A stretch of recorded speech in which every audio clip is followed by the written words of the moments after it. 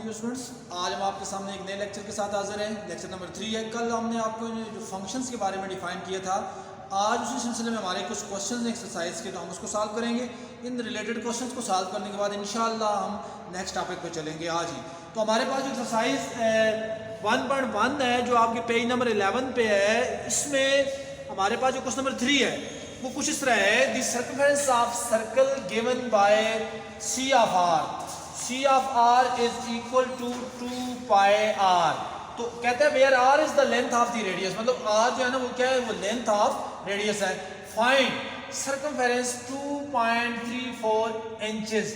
आप देखना इस तरह है कि पहली तो बात यह कि जो पार्ट नंबर है हमारे पास, वो उसमें हमने फाइंड करना है सर्कमफेरेंस की वैल्यू फाइंड करनी है 2.34 इंचेस में।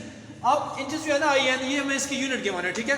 अब हमारे पास फार्मूला गिवन है, उसमें सी ऑफ जो आर है वो है 2 पाई आर, और इसमें जो 2 पाई आर है वो हमारे पास बुनियादी तौर पे यहाँ पे रेडियस को जाहिर कर रहा है, और रेडियस के बाद जो पाई है इसकी हमें वैल्यू गिवन नहीं है। जब पाई चूंकि जो है ना एक कांस्टेंट वैल्यू है, तो इस वजह से पाई जो अमूमन हम यूज करते हैं वो स्टैंडर्ड वैल्यू है 3.14। तो यहाँ पे हमें क्या दिया हुआ है, आर दिया हुआ है। अब हमने 2.34 सी ऑफ 2.34 निकालना है, तो हम आर की जगह 2.34 पुट करेंगे। जब आर की जगह 2.34 पुट करेंगे तो ये पाई की वैल्यू आ जाएगी, यहाँ आर की जगह आएगा 2.34। अब जो पाई है बुनियादी तौर पे हमारे पास जो हर जगह इसकी वैल्यू यूज होती है वो 3.14 है। तो अब यहाँ पे हम जब कैलकुलेटर का यूज करेंगे, 2 मल्टीप्लाई बाय 3.14 मल्टीप्लाई बाय 2.34, तो हमारे पास जो आएगा 14.6952 inches.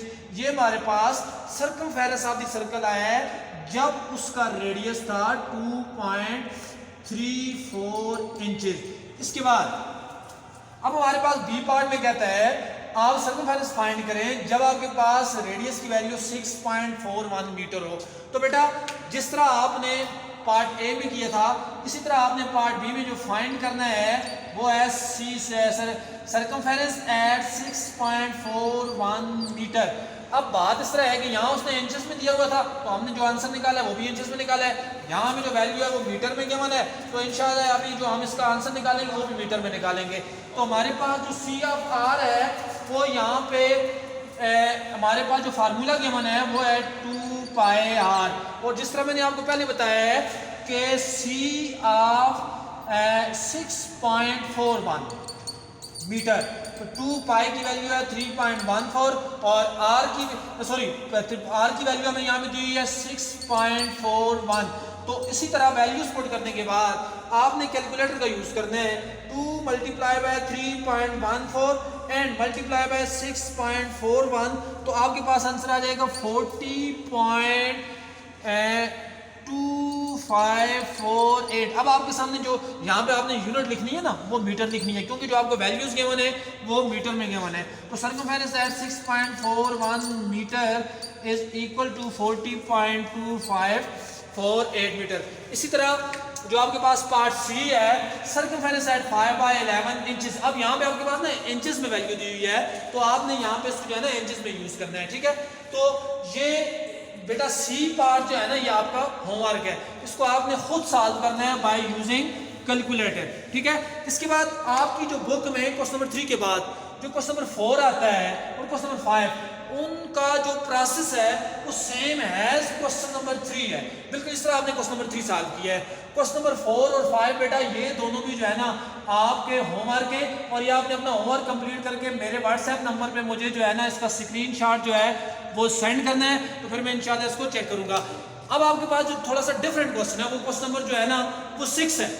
The measure of the, वो जो आपका स्टेटमेंट क्या गिवन है उसको देख लें जरा बुक में। The measure of the angle theta in radian is given by theta is equal to F of S R. अब एस क्या है, where S is the length of R, S length of R का determine by किससे, angle theta से, and R is the length of the radius of the circle, और ये जो R है ये length of radius of the circle है। अब आपने फाइंड करना है एफ ऑफ 4.71, 3। अब ये 4.71 किसकी वैल्यू है? ये 4.71 जो है ये एस की वैल्यू है, और जो 3 है ये रेडियस है। एस हमारे पास लेंथ ऑफ आर्क है, आर जो है ना हमारे पास क्या है? रेडियस ऑफ सर्कल है। तो हमारे पास जो पार्ट ए में हमने फाइंड करना है, तो इसकी जब मैं सोल्यूशन पे आऊँगा तो हमारे पास जो थीटा है वो गिवन है एस बाय आर। अब देखिए बेटा, यहाँ दोनों वेरिएबल है एस और वाई, आर सॉरी, यहाँ आपके पास जो तो गिवन था ना वो था आपके पास 2 पाई आर, इसमें एक कांस्टेंट था और एक वेरिएबल था। अब आर वेरिएबल था, आर की वैल्यू चेंज हो रही थी, पाई जो कांस्टेंट था उसकी वैल्यू चेंज नहीं हो सकती थी। इसी तरह से हम एक की वैल्यू पुट करते थे और दूसरी की वैल्यू हम कांस्टेंट जो हमने पहले पार्ट में यूज की है वही हम दूसरे पार्ट में यूज कर रहे थे। यहाँ हमारे पास 2 वेरिएबल है, तो देखिए हमारे पास यहाँ 2 वेरिएबल की दोनों की वैल्यू दी हुई है, और दोनों में से अगर एक की वैल्यू भी नहीं दी होगी तो आप थीटा की वैल्यू आप नहीं निकाल सकते। तो अब आप ये देखें, एस की वैल्यू है 4.71 और आर की वैल्यू है 3। अब यहाँ से दोबारा बेटा आपने कैलकुलेटर का यूज करना है कि 4.71 को जब हम 3 से डिवाइड करेंगे तो आपके पास आ जाएगा 1.57, ठीक है ना। इसको आपने लिखना है रेडियन, 1.57 रेडियन। और एक बात याद रखें बेटा कि जब आपके पास s और r गिवन होंगे तो आप थीटा की वैल्यू कैलकुलेट कर सकते हैं। इसी तरह अगर आप बी पार्ट पे आ जाएं, बी पार्ट में जो आपके पास पहली वैल्यू है वो 15.71 है, इसको आप कंसिडर करेंगे ये आपके पास क्या है? s है, क्योंकि जो फंक्शन की नोटेशन उसने हमें दी हुई है उसमें s पहले है r बाद में है। इसमें भी यहाँ जो पहली वैल्यू होगी वो s की होगी और दूसरी वैल्यू क्या होगी? r की होगी। और theta is equal to s by r जो गिवन फार्मूला है उसमें आपने s की वैल्यू और r की वैल्यू जो s by r given formula है इसमें इसी तरह s की वैल्यू s की जगह पे, r की वैल्यू r की जगह पे। बेटा आपने इस कैलकुलेटर का यूज करके इसको खुद जो है ना सॉल्व करना है। ये पार्ट भी आपके होमवर्क में शामिल है, ठीक है। तो ये तो वो क्वेश्चन थे जो आपके पास एक्सरसाइज के अंदर जो हमने टॉपिक जो पिछला पढ़ा था उसमें शामिल थे। अभी हम आते हैं हमारे पास इसके बाद जो हमारे पास जो नया टॉपिक आ रहा है वो आ रहा है कंपाउंड फंक्शन का। एक बात याद रखिए बेटा, ये जो कंपाउंड फंक्शन है ये आपके पेज नंबर 3 पे है। अपनी बुक का आपने पेज नंबर 3 निकालना है। और इसके मतलब मैं आपको एक खास बात बताता चलूँ कि इसकी जो डेफिनेशन में डिफाइन कर रहा हूँ उससे पहले मैं आपको बता दूँ कि ये बोर्ड के पेपर में इसकी पूरी की पूरी जो डेफिनेशन है एज ए MCQs आई है, क्योंकि 2-3 दफ़ा ये रिपीट हो चुका है। और ये स्टेटमेंट आपने आपकी जो किताब के पेज नंबर 3 पे कंपाउंड फंक्शन है उसकी स्टेटमेंट को आपने किताब में अंडरलाइन कर लेना है कि आपके बोर्ड के पेपर में ये 2-3 दफ़ा बतौर MCQs आ चुकी है। अब कंपाउंड फंक्शन क्या होता है, पहले तो मैं आपको इसकी डेफिनेशन बताता हूँ, फिर आपको मैं इसकी डेली लाइफ के मतलब बताता हूँ कैसे हम इसको डिफाइन करते हैं। जो कंपाउंड फंक्शन है, a function that is defined by more than one equation. ऐसा फंक्शन जो एक से ज़्यादा इक्वेशन से डिफाइन हो उसे हम कहते हैं ये क्या है? कंपाउंड फंक्शन है। पहले तो मैं आपको इसकी डेली लाइफ से एक एग्जांपल देता हूँ। फॉर एग्जांपल हमारे पास एक एग्जांपल है कि हम किसी एक बंदे को काम पे रखते हैं, किसी लेबर को एक काम पे रखते हैं और हम कहते हैं कि आपका जो हमारे साथ एग्रीमेंट है वो सुबह 7 से लेकर जो आपका ड्यूटी टाइम है वो सुबह 7 से लेकर 3 बजे तक है। और 7 से लेकर 3 बजे तक जो हम उसकी जो पे रखते हैं, कहते हैं आपके पास जो हमारे पास पे होगी वो इस रेशो के साथ होगी 8R। एक इक्वेशन हम उसकी पे डिफाइन कर देते हैं।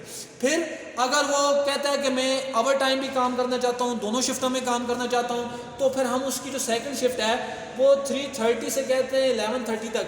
अब अगर आप हमारे पास इस शिफ्ट में भी काम करेंगे तो आपकी जो उसमें पे होगी वो 8 × R + 50 होगी। तो इस फंक्शन को हमने 2 तरह से डिफाइन किया है। एक काम वही है लेकिन 2 शिफ्टों में डिफाइन हुआ है, एक 7 AM to 3 PM और दूसरा 3:30 PM to 11:30 PM।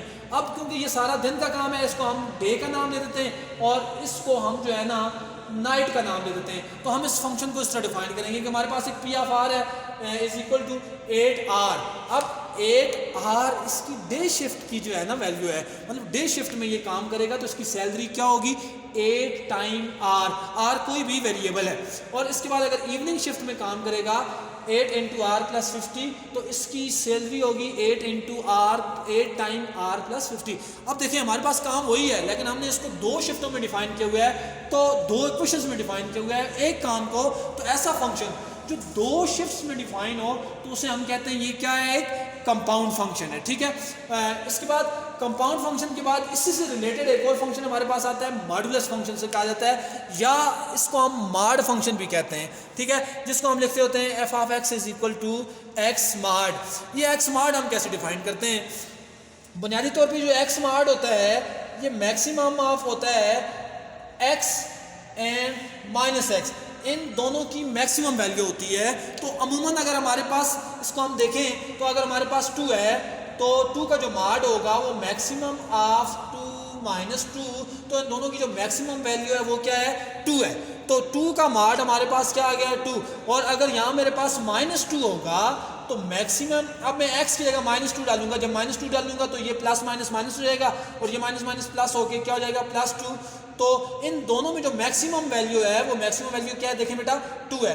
अब पॉजिटिव 2 का माड भी पॉजिटिव 2 है, नेगेटिव 2 का माड भी नेगेटिव 2 है, तो दोनों सूरतों में हमारे पास क्या है? माड पॉजिटिव आ रहा है। तो अमूमन ये जो माड वैल्यू होती है ये पॉजिटिव को तो पॉजिटिव ही रखता है लेकिन नेगेटिव को भी पॉजिटिव डिफाइन कर देता है। अब ये जो हमारे पास F of X is equal to X mod है, इसको हम कैसे डिफाइन करेंगे? तो F of X is equal to X mod जो है ये हमारे पास एक्स के बराबर होगा उस वक्त जब x की वैल्यू 0 या 0 से बड़ी होगी, और नेगेटिव होगा जब हमारे पास उस वक्त x की वैल्यू x 0 से छोटी होगी। तो इसको हम डिफाइन करते हैं मॉडुलस फंक्शन को। बुनियादी तौर पे अगर आप इस डेफिनेशन को लेके चलेंगे तो इसमें आपके पास कोई कंफ्यूजन नहीं होगी। The mod function is defined as the maximum of x minus x, और इसको बतौर कंपाउंड फंक्शन कि एफ ऑफ एक्स जो होगा एक्स माड के बराबर होगा अगर एक्स की वैल्यू 0 से बड़ी होगी, और माइनस एक्स माड के बराबर माइनस एक्स के बराबर होगा अगर एक्स की वैल्यू 0 से छोटी होगी, ठीक है। इसके बाद जब इसके ग्राफ पे आते हैं, ये मैंने इसका ग्राफ बनाया है कि जो बुनियादी तौर पे एक्स माड का जो ग्राफ है ये पॉजिटिव एक्स और नेगेटिव एक्स दोनों साइडों पे जो है ना एक straight line from the origin होगा। तो इसका ग्राफ बुनियादी तौर पे फर्स्ट क्वाड्रेंट और सेकंड क्वाड्रेंट में भी लाई करता है।